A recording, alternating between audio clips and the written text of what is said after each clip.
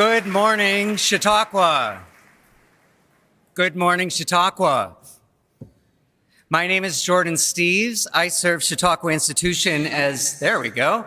My name is Jordan Steeves. I serve Chautauqua Institution as Emily and Richard Smucker Chair for Education, and it is my pleasure to welcome you to the amphitheater this morning as we conclude week 2 of the 2026 Chautauqua Lecture Series. For those of you who are lecture regulars, you noticed I walked out alone. Reason for that will be evident in a moment. Don't worry. Before this morning's lecture, I do have a few announcements. You'll have a brief opportunity to greet this morning's speakers, Neil deGrasse Tyson and Scott Hamilton Kennedy, on the back porch of the amphitheater immediately following the program. Please note that we must limit the number of people admitted to the porch, and we ask that you keep your greetings to a brief below because you are the only things keeping them from lunch. At 4 p.m. today in the Chautauqua Cinema, Mr. Kennedy will host a special Meet the Filmmaker program as part of the 2026 Chautauqua Masters Series. Join us for a screening of the documentary Shot in the Arm, which explores vaccine hesitancy historically and in our modern pandemic era. That film will feature prominently this morning, and the screening this evening will be followed by an audience talkback with Mr. Kennedy, providing the opportunity for direct engagement by attendees. You may register for this Master's Series screening, 4 p.m. again, right now at tickets.chq.org or at any ticket desk or window, and we will also take registrations at the door. This morning, we extend a special welcome to our friends at the Martz Cole Observatory and the Buffalo Astronomical Association, who are excited to hear from Dr. Tyson, even if this morning's topic is not about astrophysics. Please help me thank our friends and neighbors from the region.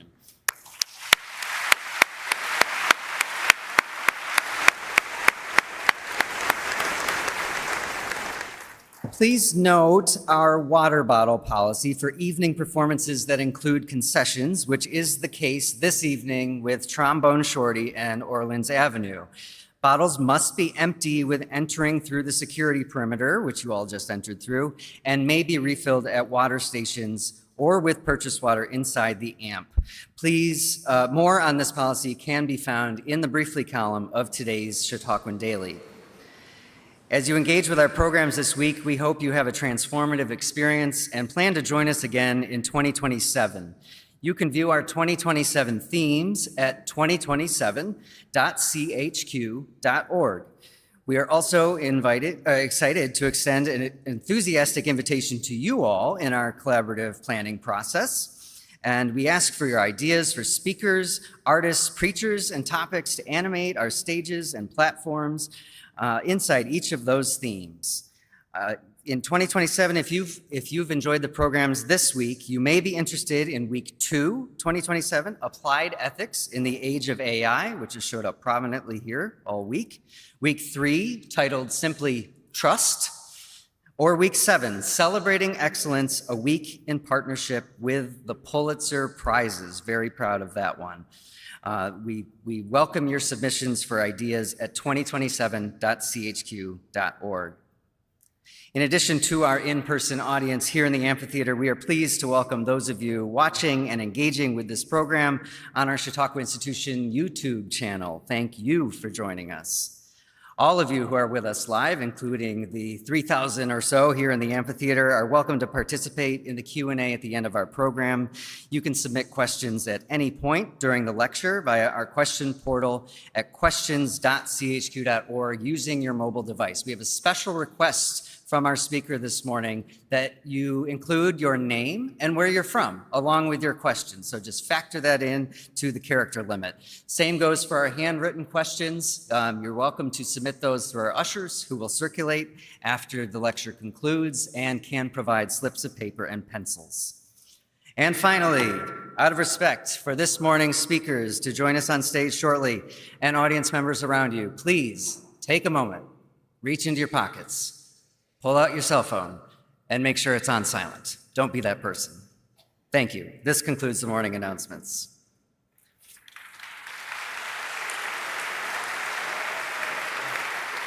I love when that is an applause line.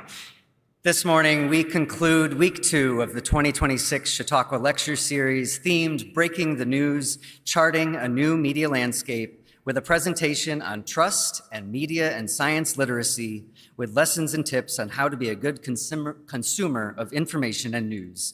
We're honored to welcome Neil deGrasse Tyson and Scott Hamilton Kennedy. Dr. Tyson is an astrophysicist and the director of the Hayden Planetarium at the American Museum of Natural History, where he has served since 1996. Collaborating with Mr. Kennedy's production company, Black Valley Films, Dr. Tyson is the executive producer of the documentaries Shot in the Arm, as mentioned before, and narrator of Food Evolution. He is the author of 19 books, the latest being Just Visiting This Planet, released in October 2025, and he is the 2-time host of the beloved TV series Cosmos, rebooting the original 1980 series hosted by Carl Sagan. Mr. Kennedy is an Academy Award-nominated filmmaker, director, journalist, and educator, and founder of Black Valley Films. In addition to Shot in the Arm and Food Evolution, his other work includes the Oscar-nominated documentary The Garden, the Independent Spirit-nominated OT, Our Town, and the fan favorite Fame High. It is our honor to host Dr. Tyson and his sister and Mr. Kennedy and family this week, made possible by the generous support of the Salina and Walter Bram Lectureship and the David and Joan Lincoln Family Fund for Applied Ethics. We will begin our program with a brief trailer for Shot in the Arm, and Scott will take the program from there. Maybe.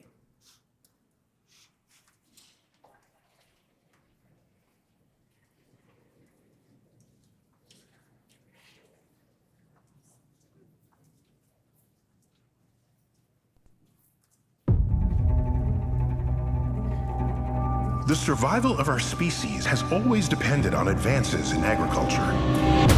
Climate change is going to scramble this how are we going to feed the world debate.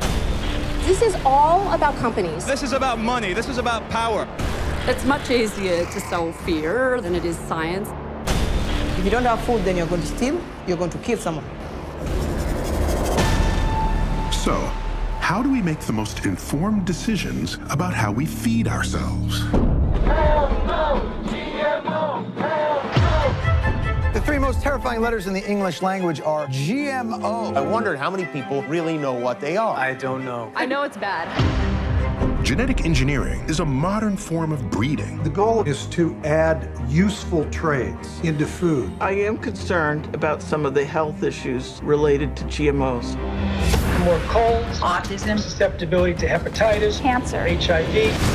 There's absolutely no proof to the health hazard.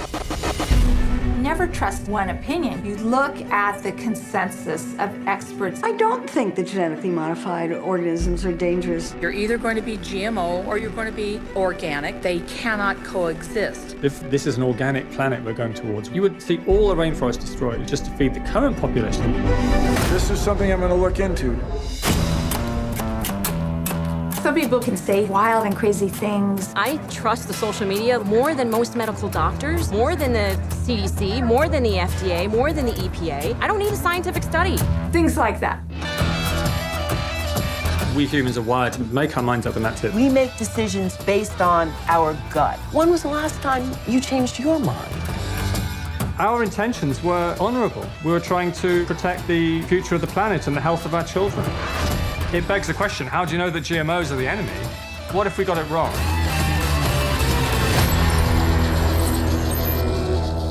The good thing about science is that it's true whether or not you believe in it. You see, that's the...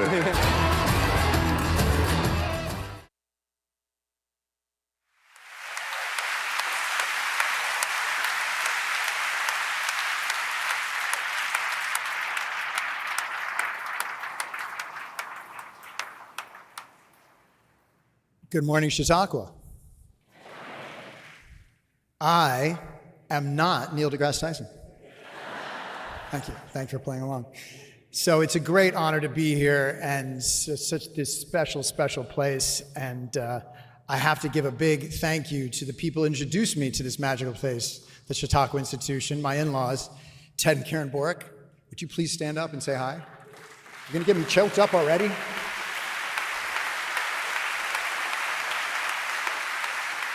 And if you see them on campus, please bend their ear. They're good company. And if it involves wine, all the better.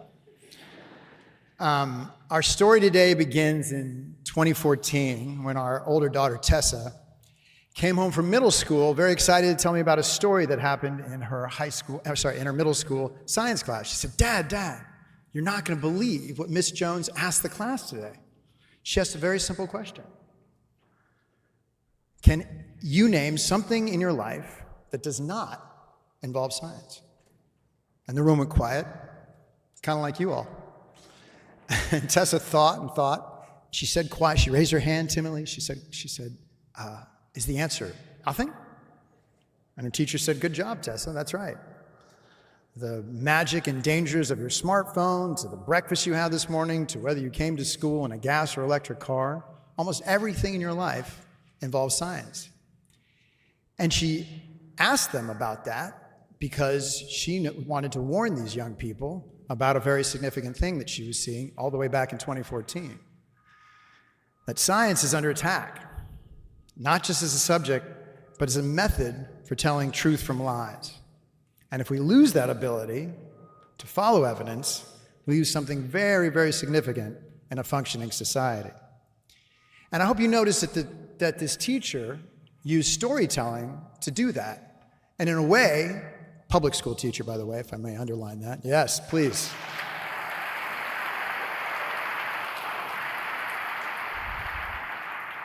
And she used storytelling instinctually to engage these young people. And in a way, she may have started me on a decades-long 2-film journey of asking this question. Can storytelling help rebuild trust in science? Tessa came home excited to tell me this story because she knew that I was working on a new documentary about science and food and feeding a growing population was screaming to 9 billion people by 2050. How can we do that safely and sustainably? The film that would become Food Evolution, the trailer you saw. And from one angle, I was kind of a terrible person to make a movie about science. At best, I was a mediocre science student, like mediocre. And through life, I was kind of bumbling along, just taking science for granted every day. Like, this is great. I love science. This is wonderful. But from another angle, I was sort of ready for this journey. I was a natural skeptic. My wife might say, skeptic is a nice word for what I am. She'd say, pain in the blank. But at the same time, I was also raised by 2 lawyers. My father and stepfather were both civil rights attorneys. And so it was a natural part of any given dinner to talk about what's right, what's wrong, how the heck do we know the difference? And at the same time, as I aged and thought back on these beautiful, complicated, possibly imperfect men that raised me and the other family members, I really came to dislike hypocrisy and BS artists, even if they're in my own family or tribe.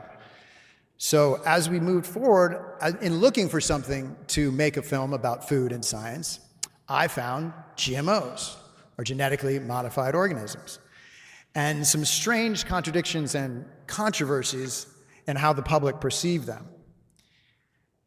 Farmers did not have an issue with them. They embraced this technology and still embrace this technology. Look at those numbers, above 90% in the United States and around the world.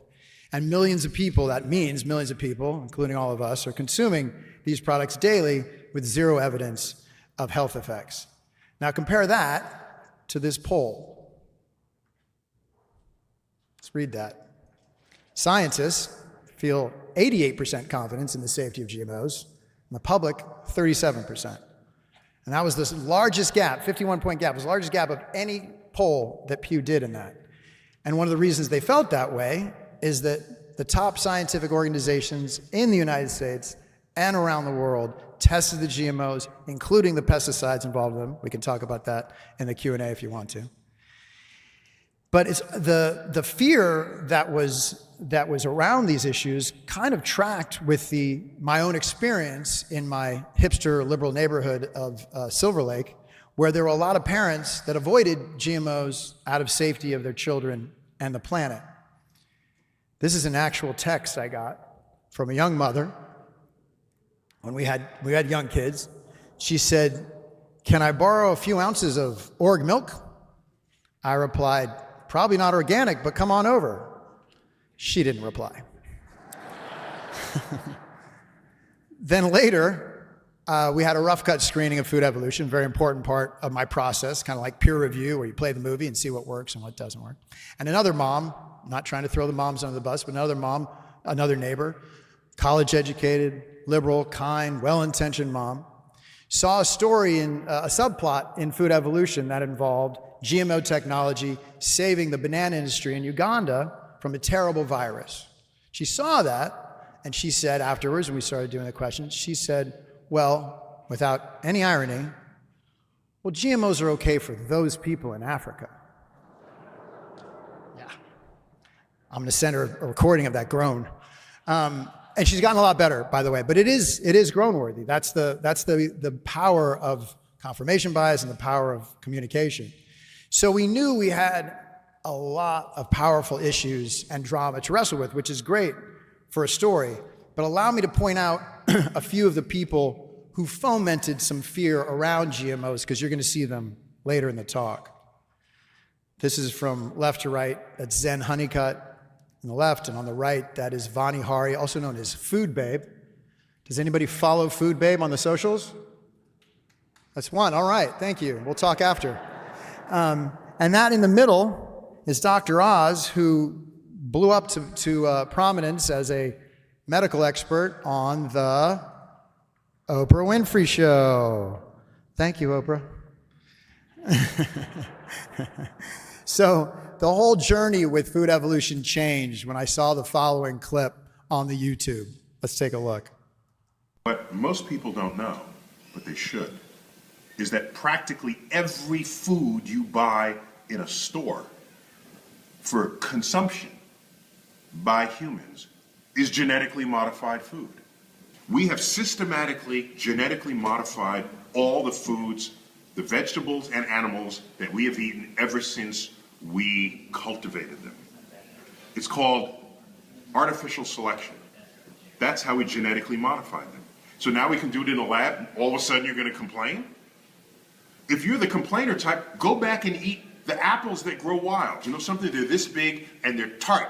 They're not sweet like red delicious apples. We manufactured those. So we are creating and modifying the biology of the world to serve our needs. I don't have a problem with that because we've been doing that for tens of thousands of years. So chill out. Okay, merci. So I don't know if you caught that at the end, that there was the sweet guy running the iPhone and said, merci. That was backstage at an event in Paris that Neil gave. And that was the clip that we saw as a team that thought maybe we can approach Neil and ask him to join Food Evolution. And he saw it and he said, the movie's, but I'll join. I'm kidding. And he joined on as the narrator and as a script consultant on Food Evolution and changed the game. So in documentaries, as a documentary storyteller, we look for fertile ground where complex individuals and stories can grow. And with Food Evolution, we found that and much more in a story in Hawaii, where some politicians, without any scientific evidence, wanted to ban all GMOs on the island of Hawaii. But there was a small bump in their well-intentioned plans because GMO technology had saved the Hawaiian papaya industry from a ring spot virus. Let's take a look at scientist Dennis Gonzalez tell us that story.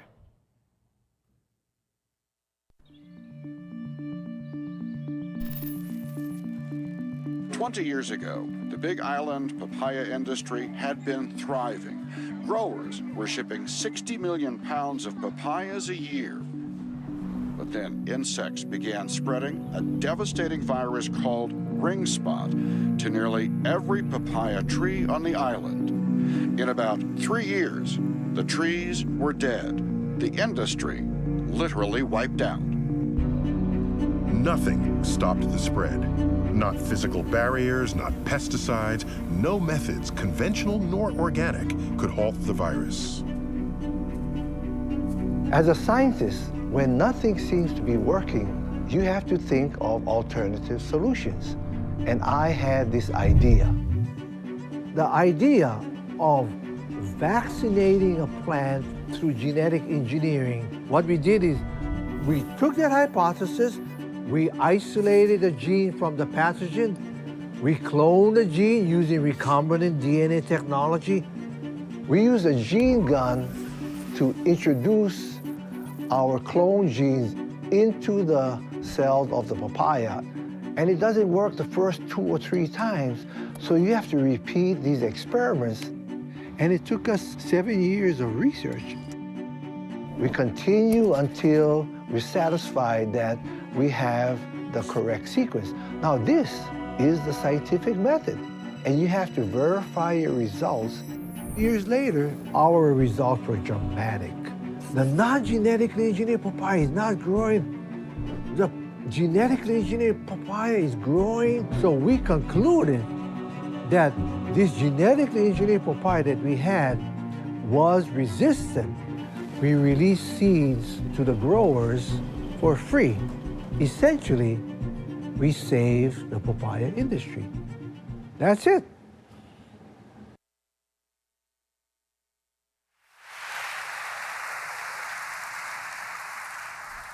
I can't tell you how many times I've heard him say that's it, and I just love it. So we made food evolution because we saw problems with passionate misinformation and mega marketing that too often was winning out over verifiable science. But then when we released food evolution, we started to see something else happen at screenings. We saw changing minds. So just as one example, at the Seattle Film Festival, sold out screening at the Seattle Film Festival, uber liberal Seattle, you guys can hold on to that for a second. And about 200 people in the audience. And before screenings, I would do a very unscientific poll by saying, by show of hands, show me how many of you people fear GMOs for your own safety or the safety of the planet. So what percentage of the audience at the Seattle Film Festival put their hands in the air? Go ahead. Well done, 100%. I was terrified. I thought the Q&A was going to be a disaster, but I went away and got something to eat and came back. And after the movie, of course, you have to ask the question again. And I asked the question again, and what percentage of hands were in the air after? 0. Obviously, we didn't have 100% turnaround at every screening, but we were seeing the film change minds, again, from the power of storytelling. And with that, I thought, with the success of those screenings, I thought that my work being a science defender was complete. One and done, you're welcome. But as we say in the film industry, cut to, do we even remember this? 2019, state of emergency in New York City around a measles epidemic in the Orthodox Jewish community. So begrudgingly, because I wasn't looking to make another science movie, I did my lazy research by starting with the old Google, and I found that thanks to the MMR vaccine for measles, mumps, and rubella, in 2000, the US declared measles eliminated. Now, I know you smarty pants have been paying attention. We're right on the verge of losing that elimination status. And the MMR vaccine has been just absolutely a remarkable global public health success. Just in this one band of 2018, saved over 23 million lives. Those are the things they don't report on the news every night, right? If it bleeds, it leads. They don't say on the news that 23 million people were saved because of vaccines in the last 20 years. I'd like to hear that on the news more often. So with that question of why are we seeing this measles outbreak, we started filming. My first day of filming was at the ACIP meetings at the CDC. Yes, those vaccine safety meetings that have become quite controversial. And we filmed with scientists like Dr. Paul Offit at oh, wow, that was a really good flub if you guys almost caught that. I almost said Children's Health Defense, different organization, at Children's Hospital of Philadelphia. And we filmed with the amazing nurse Blima Marcus, vaccine advocate Karen Ernst, these couple doctors you might recognize, Dr. Peter Hotez and Dr. Anthony Fauci, sure.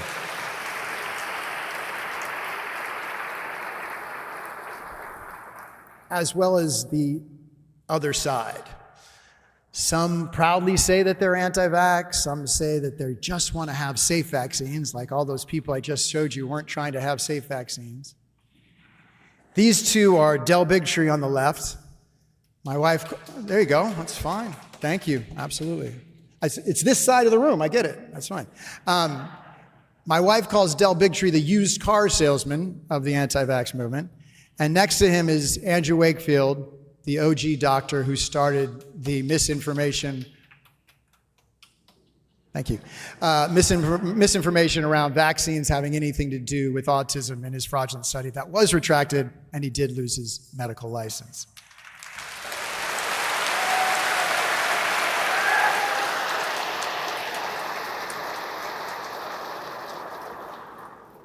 And then, of course,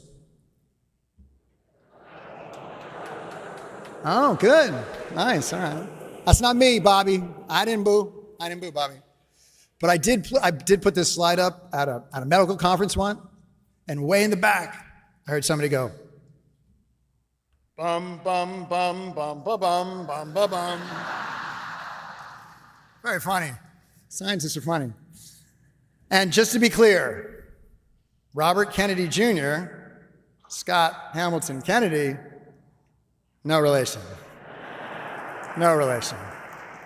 Not to me, not to my family, not to my ancestors, not to my relationship with what is true, but we'll get back to that in a minute. So with that in mind, we continued filming throughout 2019. And we thought we had an important film about measles and vaccines and public health. A complex and worthy film.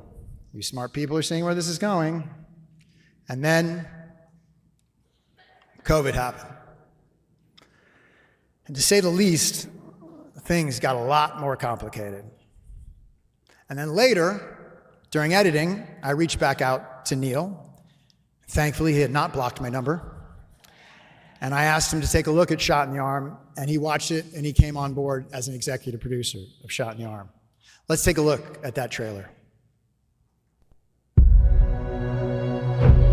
In 2019, I started working on a documentary about the rising rate of measles. Why is this happening? Because people are choosing not to vaccinate their children. And how some were trying to politicize science. Anybody who tells you, trust me on the science, you shouldn't trust them. Our citizens are part of a medical experiment you are putting on them. It is our children that have been affected. They believe what they're saying. Unfortunately, it's a false belief, and their anger is directed in the wrong place. I watched reports that measles is deadly. I think we have to question what we call deadly. If Ebola is sweeping the country, talk to me then. I had no idea what was coming next.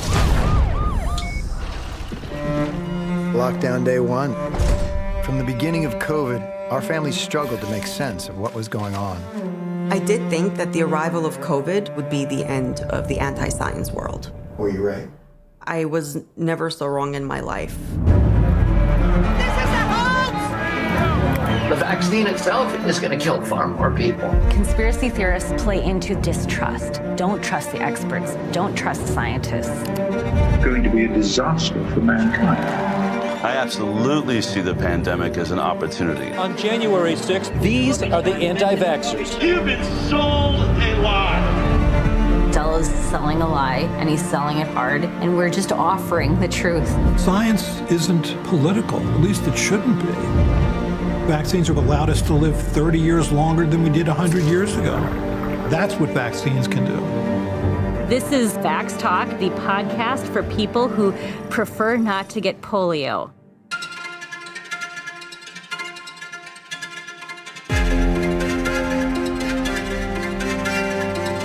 Counter disinformation in a compassionate way. We have to get good information out there. You were given a broken and beautiful world. You will take this world in your hands and make it less broken and more beautiful.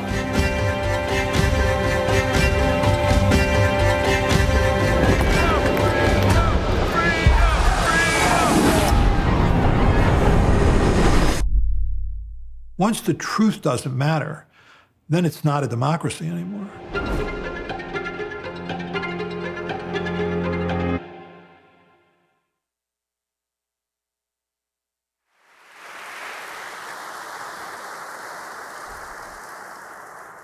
Thank you. I imagine you're starting to see some overlap between food evolution and shot in the arm. Science and scientists going up against clever and sometimes ruthless communicators, using fear and slick marketing to undercut established science. But thankfully, just like with food evolution, we started seeing, at screenings, we saw that shot in the arm was moving people. Just to give one example, this is Dr. Reed Tuckson, a Coalition for Trust in Public Health, fantastic individual if you want to look him up. And after screening, he got up on stage and he said, seeing shot in the arm made me sad, made me angry, but also made me want to wake up tomorrow morning and get back in the game. And I can imagine some of you smarty pants out there are starting to say, hey Scott, how about taking a pause on the humble brags and tell us if your films with Neil were so awesome and so convincing, how the heck did we get here in 2026?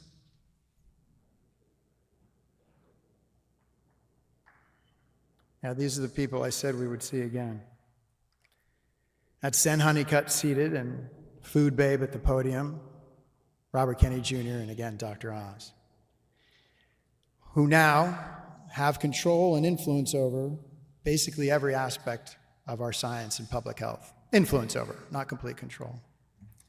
But to answer, how did we get here, and where are we going to go, how are we going to get forward from here, I'm going to call in some backup. So, ladies and gentlemen, please welcome your astrophysicist, Neil deGrasse Tyson.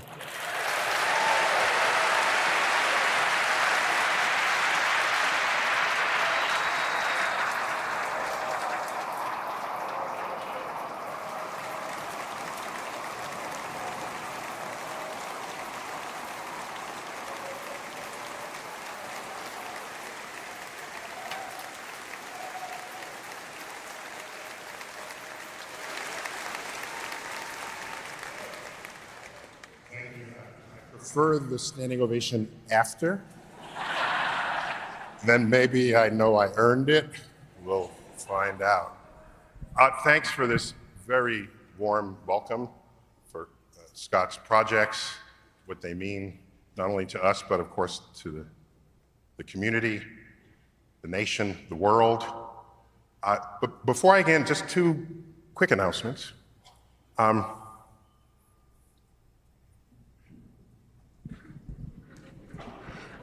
In Chautauqua,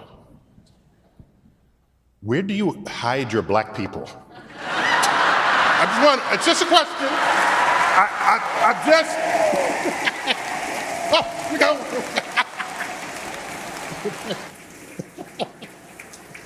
That's all, no, I'm just saying.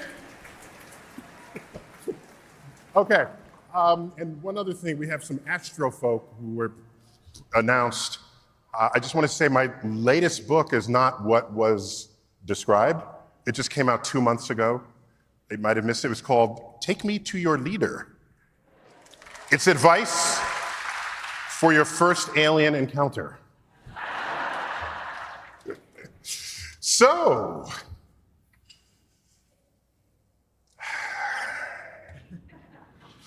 Scott is the storyteller. He's a filmmaker. We all know how potent film is as a medium. And so while I tell stories in a different way that don't have the impact that a successful film can. But my role here, I would say, might be, how can science infuse storytelling? How can that happen? And these two films are extraordinary. You just saw clips from them. If you watch the whole film, oh my gosh, you're gonna feel different about how you've ever thought about those subjects. And that's film at its best. And just as a reminder, we've seen them. Each of them feature scientists. Scientists, we are not trained to be storytellers. We are not trained to have YouTube channels. We're not trained to be charismatic. It's not how you get a PhD. Okay?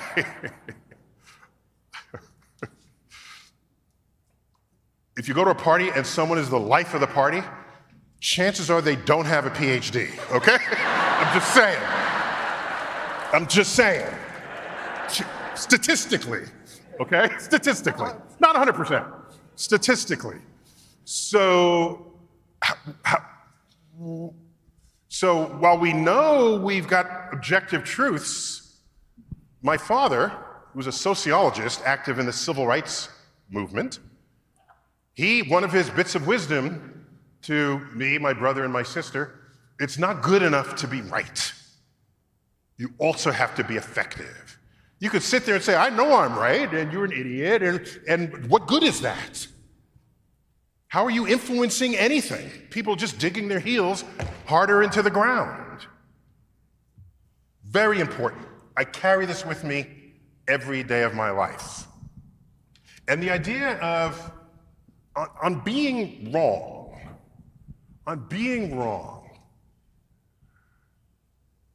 what would change your mind if you believe in something strongly? Have you thought about that? Or are you just cherry-picking things that feed what you want to believe anyway? What are other features of this? Does evidence matter to you? If it doesn't, then admit that to yourself and get out of the argument. Go home. Okay. There's an old saying, if an argument lasts more than 5 minutes, then both sides are wrong. Okay? Here's the most pernicious among them. Are you self-aware of any biases you might have? How aware of this are you? Our biases are things you don't even know you have. That's the problem. So if someone points it out, are you sensitive to that? I don't mean emotionally sensitive. I mean, can you receive that information as legitimate criticism? Well, in Shot in the Arm, there's a video sequence, a rather important one in the full run of the film. This sequence is not just a video clip of someone speaking. It actually has a beginning, middle, and an end. It's a story unto itself. It's a story within a story within a story. And it covers it all. Does evidence matter? What are your biases? Who are the people peddling things that are not objectively true and working against your fears? Our fear is powerful. Understandably so, evolutionarily, because you don't want to die. And if someone says, if you do this, you're going to die, you're going to go the opposite direction. You're going to do that before you're going to investigate the truth of it. But in modern society, we have ways of knowing what is objectively true. Let's pick up this clip. It has to do with an incident in Samoa. This is a 6-minute clip, and we will deconstruct it afterwards in all of these elements that make for remarkable storytelling. Here it goes. Samoa, 2018, 2 babies were given the MMR. Can you tell us your version of that story? I don't remember it well enough what happened. I know that there were a number of children who were... I didn't go to Samoa, by the way, for anything to do with that issue. Telephone brings you a breaking news on the death of 2 young children, both aged 1 year old, who died soon after being vaccinated at Safotu Hospital. The baby was shaking and turned yellowish. Even the eyes, the whole face, he was gone. While it was still a mystery exactly why these children died, the Prime Minister immediately declared a ban on MMR and all vaccines. 2 babies dead in Samoa. It's a heartfelt story. That video is up to 174,000 views and climbing. Share it with everyone you know. This is how we are changing the world. This is one of the things we're doing. Through his nonprofit advocacy group, Children's Health Defense, Robert Kennedy Jr. praised the Prime Minister for his decisive action. And in 2019, he even visited Samoa with his wife, actress Cheryl Hines. We feel very honored to be spending time with the Prime Minister, and my husband wants to move here. For almost a year, the message to the people of Samoa was that vaccinations will harm or even kill you. And in the fall of 2019, the consequences of those messages became crystal clear. This small Pacific nation is in a state of emergency. More than 4,000 Samoans who've contracted measles since the outbreak began. Most of the victims are young kids. By Wednesday, the death toll from last month's measles outbreak in Samoa had risen to over 60, the vast majority of those children.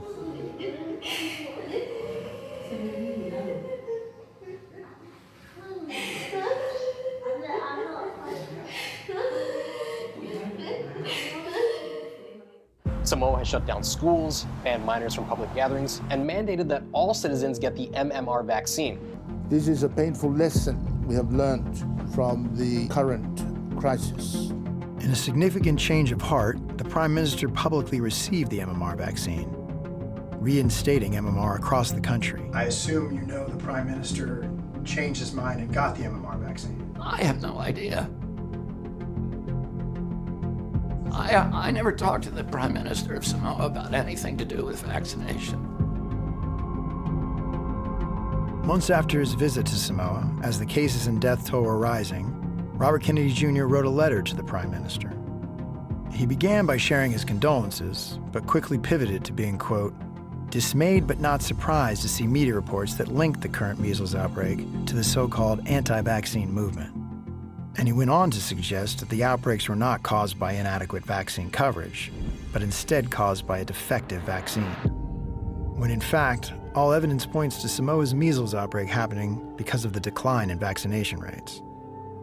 Only 31% of Samoans were vaccinated around the time of the outbreak, in part because of fears that spread last year after 2 infants died when nurses incorrectly mixed their vaccines with another medicine.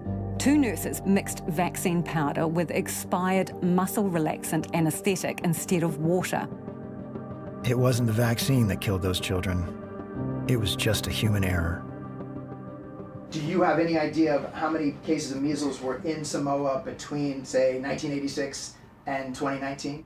I have no idea. Great, okay, I've got that. 1986, 1 case of measles, 93, 7, 2005, 0, 2006, 0, 2009, 0, and in 2019 there were 5,707 measles cases. Do you know what happened in 2019? Yeah, I'm aware there was a measles outbreak, but I didn't have anything, I had nothing to do with people not vaccinating in Samoa. I never told anybody not to vaccinate. I didn't, go there for any reason to do with that. One News has learned of a high-level anti-vax meeting just before this deadly measles outbreak, a meeting between vaccination critic Robert Kennedy Jr. and anti-vax blogger Taylor Winterstein. Publicising her meeting with the high-profile Kennedy as profoundly monumental for her movement. This so-called anti-vaxxer, Edwin Tamasese, he had promoted the use of vitamin C to cure the disease. During the country's 2-day mass measles vaccination drive last week, he posted, "I'll be here to mop up your mess, enjoy your killing sprees." But the government is fighting back. Edwin Tamasese is now under arrest, charged with incitement against a government. The parents of the children who died from the vaccine mistake requested to speak on TV during the peak of the measles outbreak. What do you tell other parents who are still afraid of taking their children to get immunized? They really want to encourage parents to take their children to their immunization for the measles. Because acceptance of the MMR vaccine got to 94%, the measles outbreak in Samoa did come to an end. In fact, Samoa got their measles outbreak under control just before COVID broke out all over the world. But with COVID, Samoa took the public health advice and stopped all travel into and out of Samoa. And as of the end of 2021, they haven't had a single death from COVID.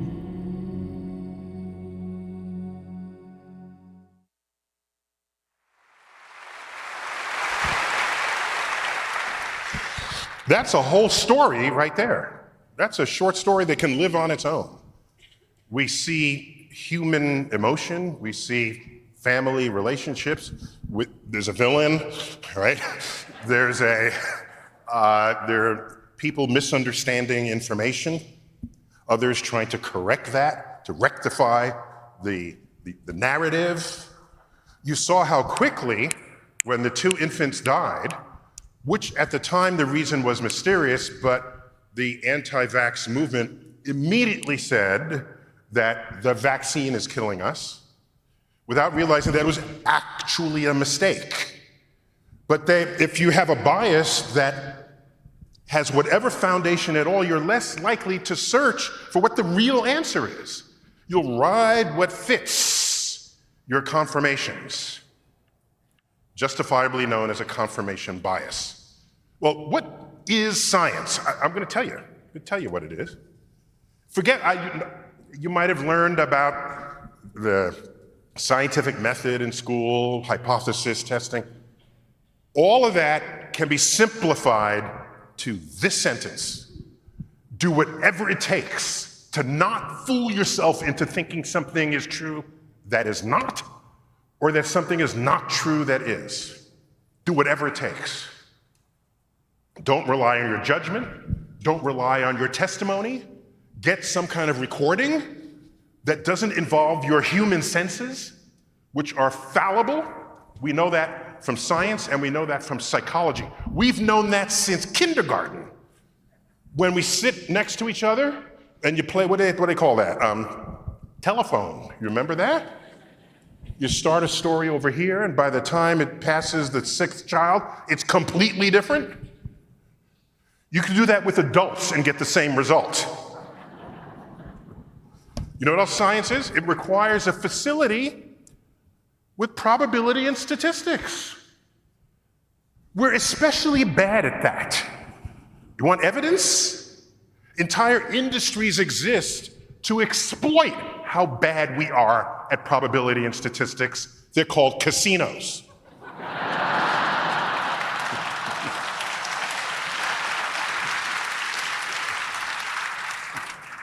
My national organization of physicists, the American Physical Society, we normally have a convention at like San Diego, a very convention-friendly city. There was a snafu with the hotels one year, and we couldn't do it at the last minute. The MGM Grand in Las Vegas said, "We'll take you." This is one of the largest hotels in the world, thousands of rooms. We pivoted. We went there. A week later,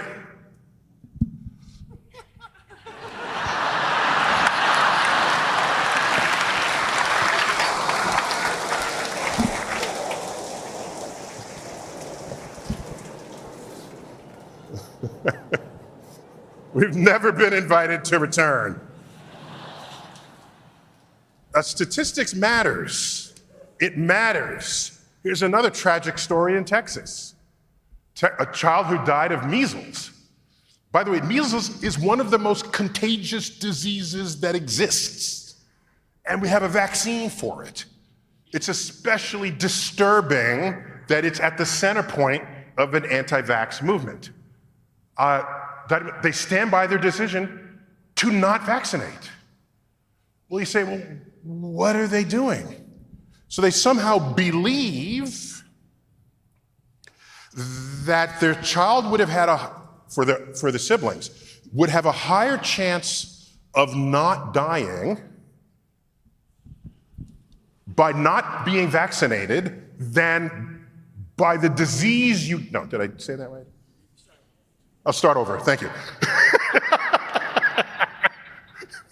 You got my back, thank you. They want to take the chance with the disease rather than take the chance with the vaccine, which means they have not looked at the data or the statistics, the death rates of measles versus the extremely rare and unfortunate case if someone dies from a vaccine. Compare the numbers. Just compare.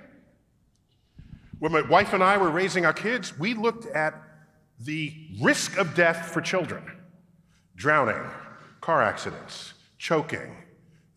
And we looked at guns. We never had guns, so that was not in the thing. We looked at that, looked at the data, and said, let us create a safe environment for our kids so that if they die, it's not for any one of these reasons. That's simply invoking data and statistics in the service of your own survival. I want to note this here. It just did not convince them that vaccinations against the measles was necessary. I would call that irresponsible parents. Then we can ask, is science political? It's an interesting question. That's an interesting question. Let's go there. You ready to go there? I don't know, are you ready to go there? That's not as enthusiastic as I might have needed to do this, but let's do it. I looked at the rates of death from people who were not vaccinated by COVID. And they divide, you can look at the data politically. Who votes red, who votes blue? What are the death rates from COVID? I found the data, and I thought by reporting it in my Twitter stream, it might do something positive. Right now in the USA, every 10 days, more than 8,000 unvaccinated Republican voters are dying of COVID. That's 5 times the rate for Democrats. I thought naively that the Republicans would see this and say, we need these voters at the midterms. Right? There are elections that are decided by the number of people who died. So I thought that's how people would respond. Now, maybe what pissed them off was the rest of this, okay? It's like,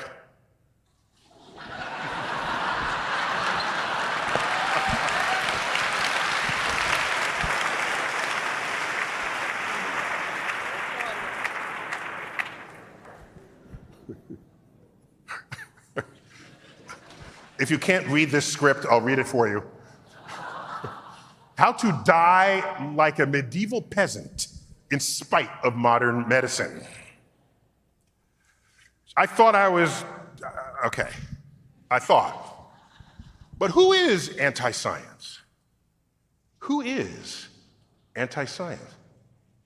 All right, we're in the middle of a mostly red county, but who's attracted to these festivals tend to lean left.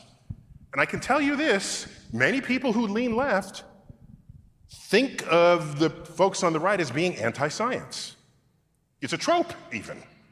I'm liberal, I'm not anti-science, you are, because you're a Republican or you're a conservative. Let's take a look.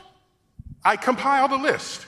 Let's see, let's turn it red and blue.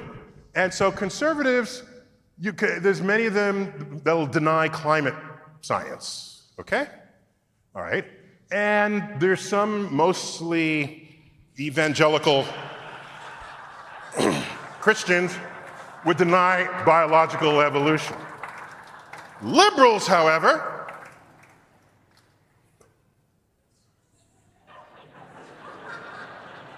astrology, feather energy, crystal healing, magnetic therapy, homeopathy, anti-GMO, anti-big pharma, herbal medicines, anti-vax. Liberals were the OG anti-vaxxers.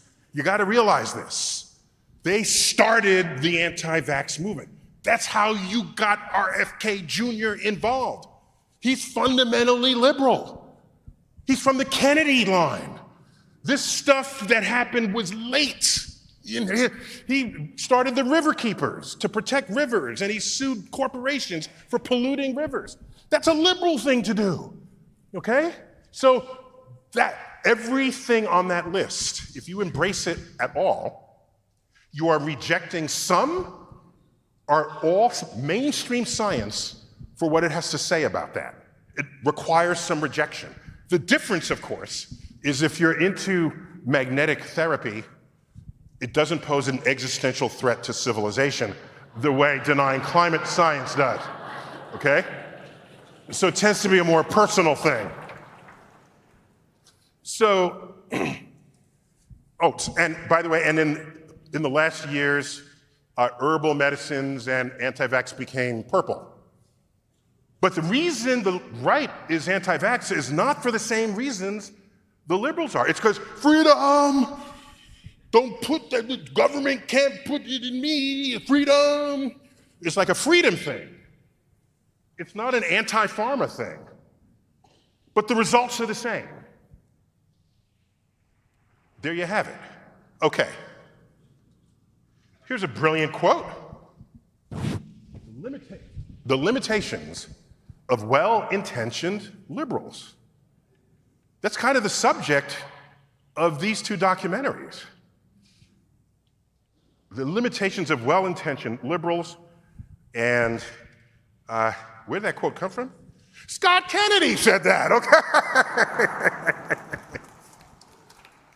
Great quote. But I want you to understand something. Since 1945, I don't know if you knew this, here it goes.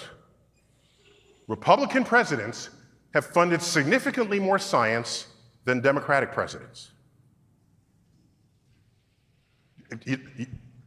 If you are skeptical, fine. All the research on that is in one of my books, like 3 books ago, chapter 4. And I'm an academic, so when I say I did the research, it's not that I saw some YouTube videos with confirmation bias after I searched for what I wanted to be true to begin with. This is something to reckon with, just to think about. The attack on science in recent years is entirely Trumpian. It is not Democrat, it's not Republican, it's not American, it is Trumpian. Very specific. And here's a headline just from 6 months ago. National Institutes of Health, their grants were dropped, a drop in cancer research. Health money research is being compromised. Oh, I have a dog in the audience, that's cool. I like dogs. Especially smart dogs. Yeah, we got this. And this is just, by the way, NASA's science budget was cut in half, okay? The United States has lost more than 10,000 PhD scientists in the last 18 months. I have colleagues getting phone calls from labs in Europe saying, we heard you just lost your grant. We've got a lab, we've got money, why don't you move? And I'm thinking, that's not right. And then I realized, that's what we did for most of the 20th century. Foreign nationals came here because this is where the money was, this is where the research opportunity was, this is where your health, wealth, and security would be assured via the scientific research. So,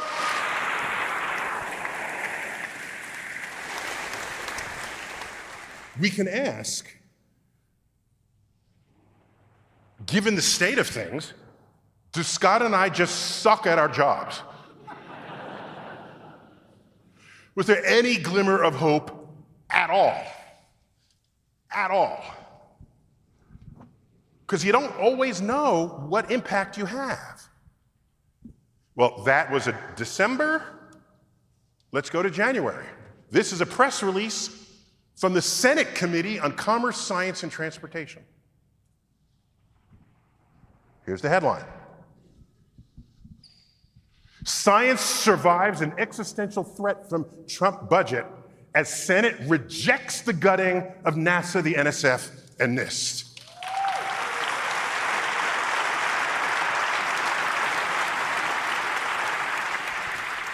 Remember, we have a Republican Congress, and cutting science money is not a Republican thing. Whether or not you thought so, it is not. Okay? And so the Republicans in the Senate stood up against something that they saw was a threat to American everything, our place in the world, our leadership in space, in health, in the economy. Any more signs of hope? Well, let's go to just a couple of months ago.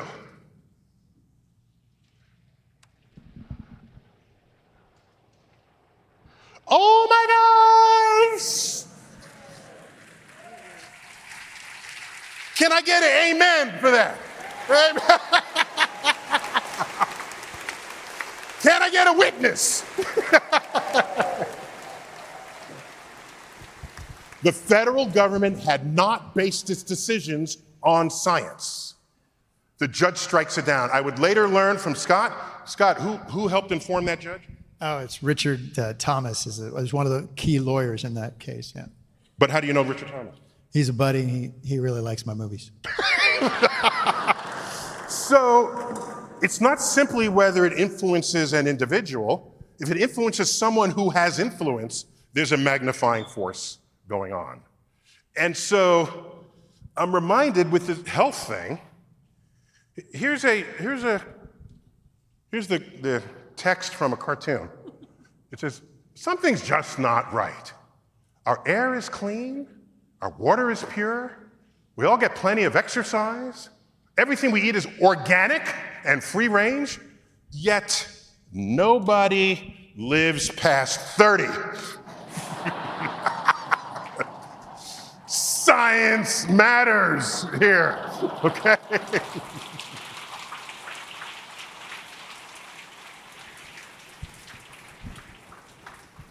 So these two films, they embody communication at its finest. You're not just delivering information. You can get that on a wiki page. It's not about information. It's how does the information rest within you? How does it affect you intellectually, psychologically, emotionally? And if it does not impact you, then we don't need Scott. But storytelling predates science. It's in our species. It's in our DNA. It predates literacy. What are the constellations of the night sky if not stories passed from generations to generations of heroes and villains and monsters? You look up and it's a storybook, a picture book. That's storytelling. And we live with storytelling even though we don't think about it daily, but when storytelling needs to do something with society, especially when science is at risk and is being threatened, that's the ideal combination, just as it was executed, just as you have seen. Now, for my last slide, I'll have you know, I'm a fan of the Marvel Universe.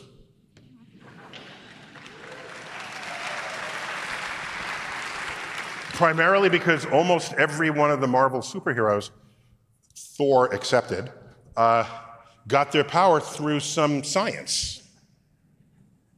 Science, or engineering. Iron Man and, even Spider-Man, it was like a radioactive spider. There's science in there. And so the Incredible Hulk,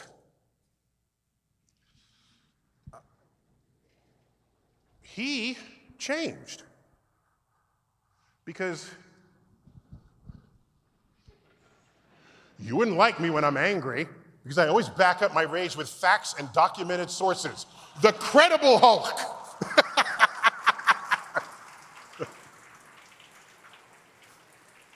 That's what happened to the Hulk after he saw this man's films. Scott Kennedy, everybody.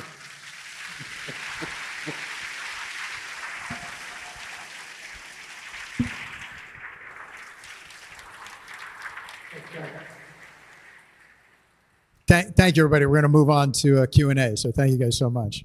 Jordan, come on back.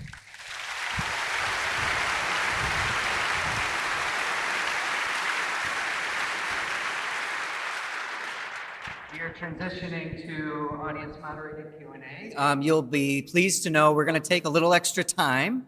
since we're ending a little late toward the noon hour. So if you have time and can stick with us, please do. Please continue sending in questions, questions.chq.org. And our ushers are now circulating and can provide you slips of paper and pencils. And we've got already an avalanche of questions coming in. Bring it on. Bring it on. A number of questions about public education. This one probably best one other point. Member Neal has asked that you please share your name and where you're from when you're submitting your questions, and I'll make sure to represent you from the stage. Public education question: what is the single biggest change we need to make in K-12 classrooms to shift from teaching static facts to teaching students how to evaluate evidence? Excellent. And, apologies that I didn't fold that into my delivery, but yes, science is taught as a satchel of facts. Here's the textbook. The key words are boldface. You're testing on that later. And then you move on to another class. At no time is science really taught how it's actually practiced as a means of querying nature, using the methods and tools devised over the centuries by people who wanted to get closer and closer to how the world worked. And I think that if it were instead taught in that way, people would have then seen, for example, they would understand when COVID came out. All right, there's what we know at the time COVID was revealed. What should have happened, did not, what should have happened is the government said, this is what we know now. Check back in a week. Science is continuing to move forward. So the government failed by presenting it that way. But not only that, people presume that when a scientist speaks, that is the final word. We're scientists. And so if the scientists say, do this, and a month later they say, do that, then you're going to say, well, you guys don't know anything. Okay, so instead, listen to your grandfather. Okay? We need to know and understand that there's a moving frontier, especially when it's new. And the COVID virus was a novel virus. And that came out, we needed to follow the trend lines in our understanding. And we would have been better equipped to follow in that way had science been taught, not as a satchel of facts, but a means of querying nature. Yeah, thank you for that question. Well done. Scott, this is for you, and I'll remind that we do have an opportunity to have a screening with Scott of Shot in the Arm. I'm sorry, I switched up what I was introducing this morning. Shot in the Arm is being screened at 4 p.m. today. Scott will be joining that screening for a talk back afterward, but this Lisa from Kane, Pennsylvania is asking, are these films streaming? Yes, it was up there briefly, but they're all streaming through blackvalleyfilms.com. and a few other places, Canopy. Netflix had the not good sense, to not play either of them. And if you guys ever meet Ted Sarantos from Netflix, feel free to say, hey, Ted, what's your vetting process for documentaries? I just want to know the answer. I don't know what the answer is. If they actually have a scientific vetting process. I think it's more feelings. Yes, so they're available. And there will be DVDs for sale after. So that's another place, live streaming, like a DVD where you put it in a machine. What's a DVD? Sorry. Yeah, okay. It's a coaster. It's a coaster. Neil, we've got a lot of questions recognizing that you have much broader interests than just what we've covered this morning. Alan from California asks, are we in a computer simulation? I'm not authorized to reply on that question. The original notion was, if you have an advanced enough civilization with computing and advanced enough computing, you can create a world within the computer where the life forms in that world do not know that they're programmed and believe they have free will. And if they then advance because they want entertainment and they create worlds on their computers, then you'd have these nested worlds of a sequence of universes, if you will, of people who think they have free will. So you close your eyes, throw a dart, which of these universes are you likely to hit? The original one or one of the simulated ones? So the odds are kind of against us for being real in this scenario. However, I think I can improve on those odds. Okay? We do not yet know how to create a perfect simulation with life forms that believe they have free will. That means we can't be any of the worlds that have succeeded at that. We can only be the first one that hasn't gotten there yet, which is real, or the last one that's still working on it. That's good, right? Right. So that takes us from like 1,000 bajillion to 1 to like 50-50. So that's where I'm sticking with it, my 50-50. Yeah. Oh, wait. My best evidence that we're in a simulation? Anytime things are kind of going well in the world, something happens. Things are kind of peaceful, and I think the programmers are saying, this is getting boring. Let's make a New York real estate developer the most powerful person in the world and see what happens, okay? So for me, that's all evidence that we're entertaining a programmer. Yes. Noah asks, what do you think is the scariest thing about space? That's for me? Yes. I assume so. As an astrophysicist, I find space quite enchanting. Provided you take precautions to not die from any of 100 ways. But think about it. If I drop you butt naked in most places on Earth, you are dead within 30 minutes. 70% of our surface is ocean, with carnivorous fish that want to eat you. Most of Earth's rest of the surface is like desert and jungle, and so Earth is not it's beautiful for life. I mean, so Mother Nature nurtures us. We have earthquakes and tsunamis and hurricanes and volcanoes. Evidence that Earth wants to kill us. And then we move to places where the temperatures are okay. We put on air conditioning and heat, and we have clothing, and we say Earth is perfect. After we have clothing and heat and air conditioning. So, I'm just saying, don't think space is uniquely dangerous, because Earth will kill you too.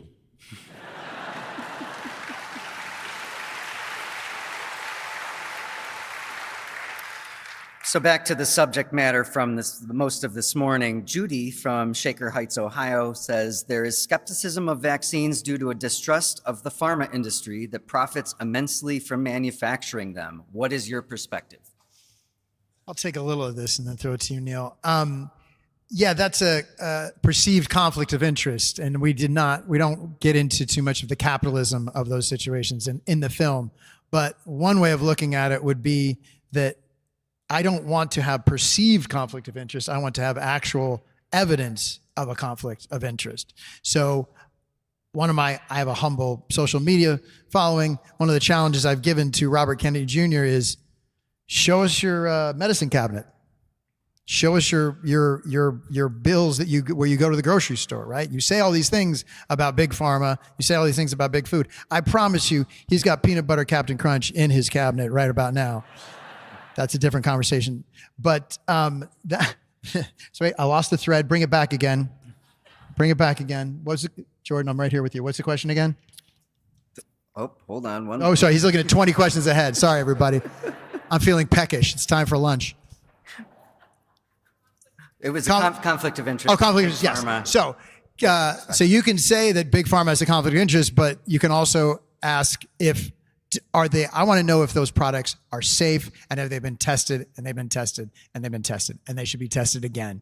So I can't get into the fact that Big Pharma shouldn't be able to make billions of dollars from it. They spend billions of dollars in the research and development. What I really want to know is, are they cheating in some way to sneak us a product that could cause us harm? And thankfully, currently, we still have incredible checks and balances in our life. Yes. And if you noticed, anti-big pharma was on the liberal side of that ledger. There's a general sentiment that they don't want to trust any of it. Meanwhile, it's big pharma that provides medicines for us that reduce our pain, that cure us, and the like. And so, and if you look at the physician's desk reference, probably online today, I remember just how thick the book is. It's all the medicines that have an effect on our health and well-being. Somebody's doing that research. They're actual scientists doing it. And so what really, the question is not about let's get rid of big pharma, is in a capitalist world where companies, big pharma as well, are publicly traded, should there be some kind of limits to the profits they reap on a medicine that they invested in that's in the interest of your health? Is there some threshold where you would want to do that as a public good?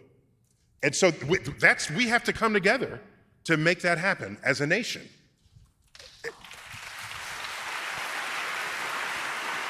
Sorry, I left out one very important point. If we're talking about conflict of interest, is some from the anti-science side, we could call it the wellness industry, chiropractors, natural, on and on, will use that as a cudgel to say, oh, conflict of interest, you can't trust them. But I don't have the numbers in front of me. You can go look them up. The wellness industry is making much more money now than even big pharma. So I hope we looked at those conflict of interest things in both directions. Right. Let me echo that. If I'm selling you herbal cures that are not verified in the laboratory, but by word of mouth, and you are more likely to buy my herbal cure if I convince you that big pharma is evil, then that's a conflict of interest, even on that side. Yeah. Thank you to the audience member who came to my rescue as I was juggling your interesting and fascinating and amusing questions. 13-year-old Matthew from Atlanta asks, could selective breeding and genetic modification create non-perishable foods from formerly perishable foods? Oh, we already have, well, no, hold on. We already kind of have that. If foods will perish by two ways. One of them, if just some bug gets in there, like mold, that sort of thing. Yeah. But if you kill all possible organisms that could eat your food, the food will last as long as the molecules of that food are stable. And different foods have different shelf lives for that reason. So, and then you can do other things like freeze dry it. And it still has the nutrients, but then you just add water later. Won't taste as good necessarily. So basically the kinds of foods where you get rid of the organisms, they're what's called irradiated foods. You irradiate it, kills everything. Kills everything. You hear the irradiation and you get scared. That's the liberal side of the chart there, who freak out when they hear the word nuclear. One of the two N words you're not supposed to use in polite company. Completely spooked by nukes. But anyhow, so the answer is NASA is working, they have an entire kitchen where they're preparing foods for long-term journeys to Mars that has a shelf life of years, just sitting there on the shelf. And half of it involves irradiation, the other half is getting food that's made of molecules that are themselves stable. Was that Matthew? You said Matthew's still in the building? Can you stand up and say hi to us? 13-year-old, hey, there he is. Well done. Good question, pal. Okay. And in the process, you answered Kimberly from Bemis Point's question about irradiated food. So thank you for that. Jordan, age 16, from up the road in West Seneca, New York, says, what are your thoughts about 3D printed meat? And are they really using cancer cells to grow meat? It's terribly dry.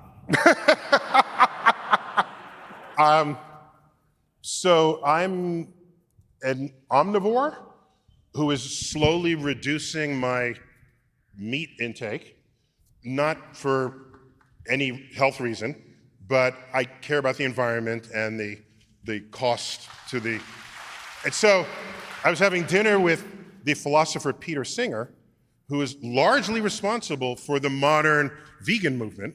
And I told him that this is what I'm doing. He said, oh, you're a reducitarian. So I thought that was good. That was good. So I probably eat beef 2 meals a week, down from maybe 5 or 10 even. I mean, lunch and dinner and breakfast, you can have meat. Meals, not days. So I'm a big fan of artificially grown meat fibers. Okay, I think we're loosely calling it 3D printing meat, but that's what it would be. And big fan. You probably won't get the texture of a steak, but definitely it would work for burgers.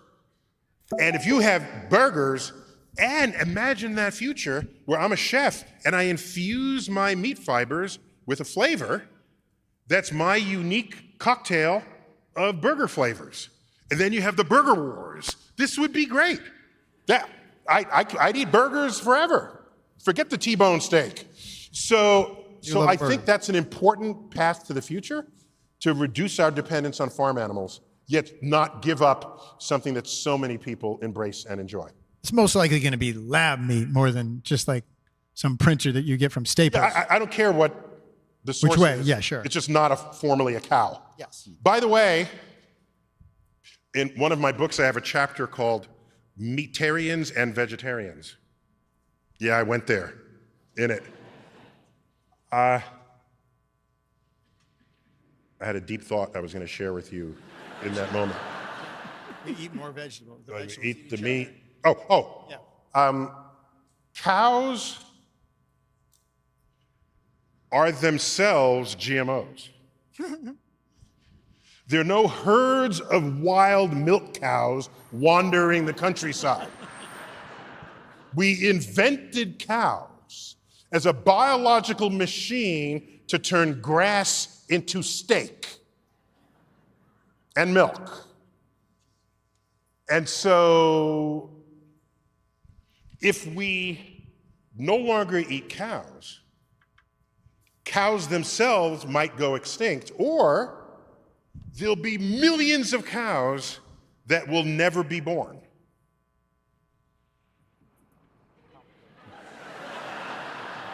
It's a complicated thing, right? Would you rather have life knowing at the end of it somebody's going to eat you than to have never been born? I leave that for you. Okay, next question here. Yeah. I told you we'd get to religion, Neil. Gary from Fairport asks, can you be a scientist and believe in God? Oh, so let's answer that empirically, okay? Empirically, in the West, primarily the United States, but West in general, about 15% of scientists pray to a personal God.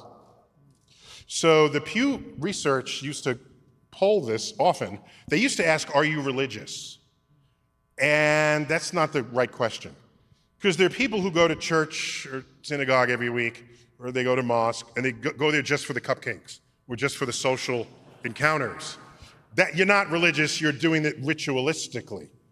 If you pray to a personal God to intercede in your life, that you're religious. There's no dancing around that. Okay, 15% of scientists do so, okay? Let's unpack that, and I'll get back to that number. In the West, around between 80 and 90% of the general public, when polled, prays to a personal God. If you have an advanced academic degree, that number drops to 60%. Will pray to a personal God. If you have an advanced academic degree in the sciences, it drops to like 40%, 35%. Among the sciences, that splits out. If we include math and engineers in there, math and engineers are at the higher end of that. They tend to be about 50% pray to a personal God. Physicists are down around 20%. Astrophysicists, 15%. Biologists, 10%. Philosophers, not including religious philosophers, 3%. Okay? So the point is, none of those are zero. So I'm saying, astrophysicists, 15% of us pray to a personal God. If you ask, can you believe in God and be a scientist? The answer is yes. The difference, okay, hang on. You know, God doesn't really need you to cheer for him. I think he's got this, you know, okay.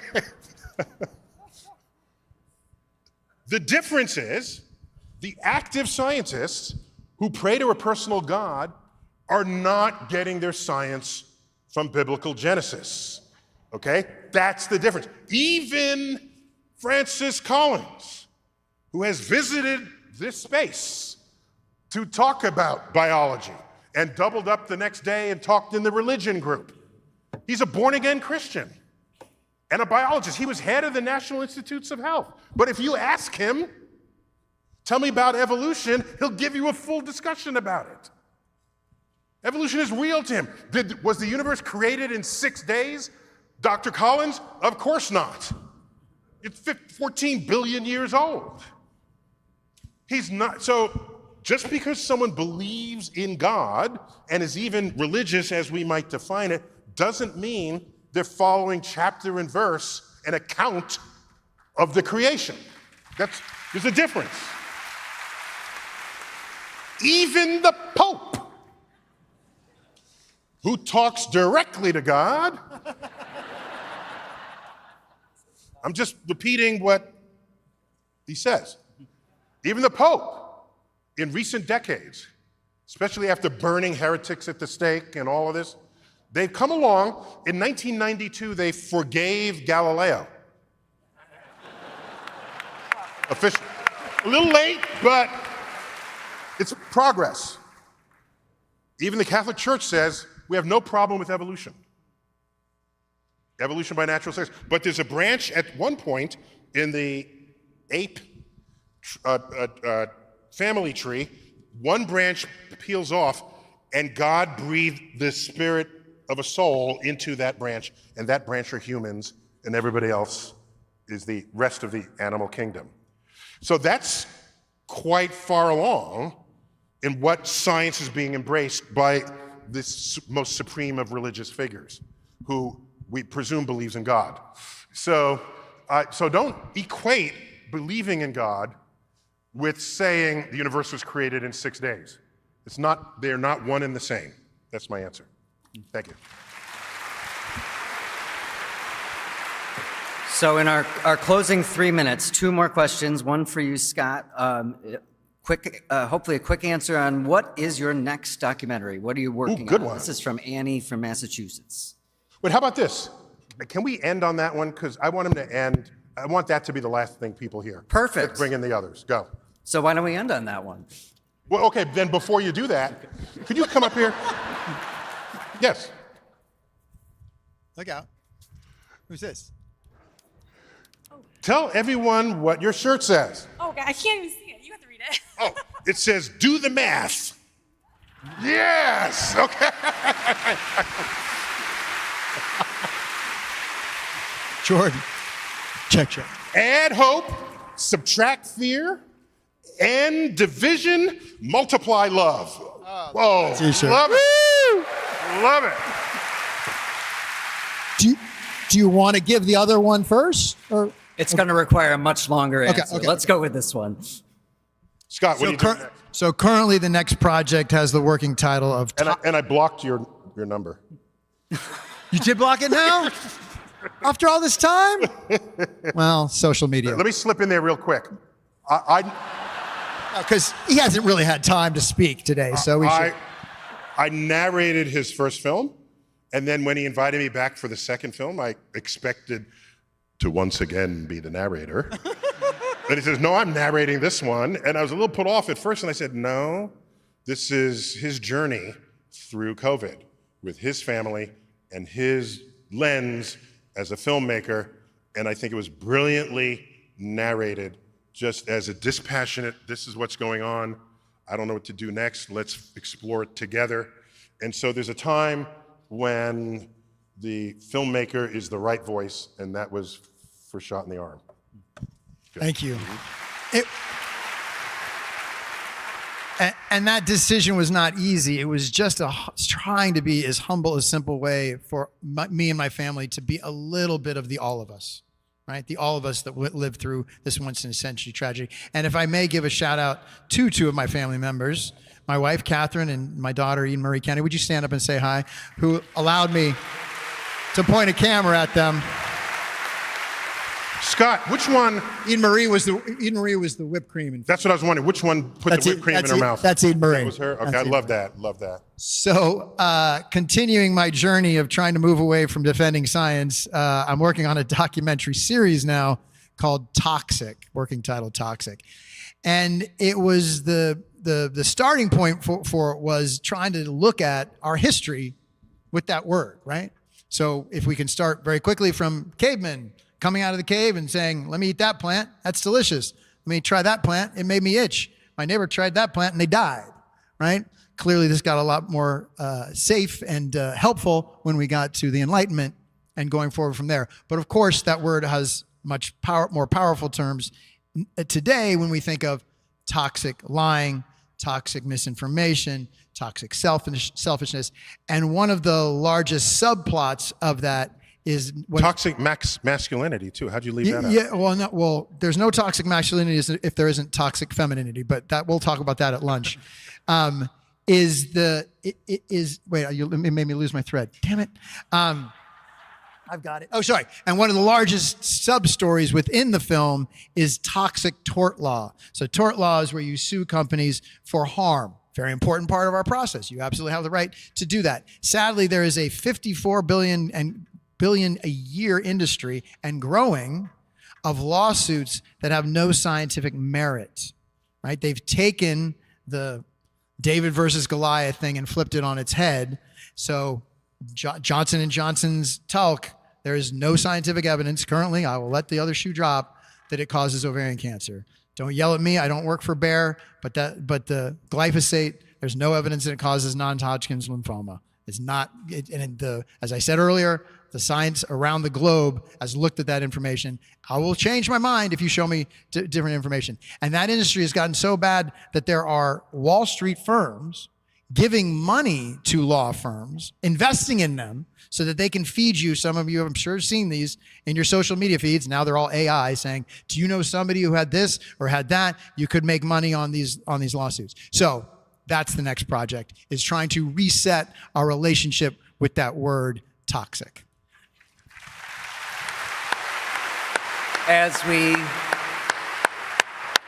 we close our week on breaking the news, charting a new media landscape, it's good to know about these new projects of yours, Scott. I hate to bring this show to a close. Thank you all for sticking with us, and thank Neil deGrasse Tyson and Scott Hamilton Kennedy.